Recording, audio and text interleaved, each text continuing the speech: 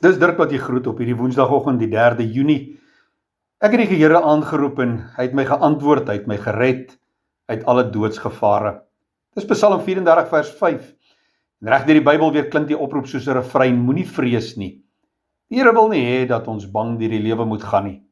Moenie bang wees nie, is goeie raad. Dis raad wat ouers aan hulle kinders gee as hulle nie alleen in die donker wil slaap nie, of wanneer hulle in die sorg gelaat word van iemand wat hulle nie goed ken nie. Kinders se eerste skooldag is dikwels die bewys van hoe maklik die trane vloei wanneer die bekende vir die onbekende verruil word. En ongelukkig is dit nie veel anders wanneer ons kinderjare agterlaat nie. Vrees vir die onbekende gryp ons steeds aan die hart en verlam soms ons denke. Ons is bang vir mislukking, ons vrees kritiek en dat daar met ons gespot sal word.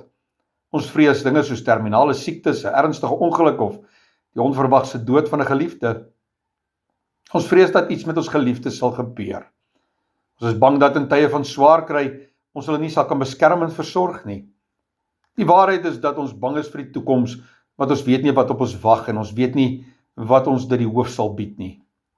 In die bergpredikasie sê die Here vir ons, dat ons nie moet kwel oor ons omstandighede nie, maar dat ons elke dag in God moet glo en op hom moet vertrou.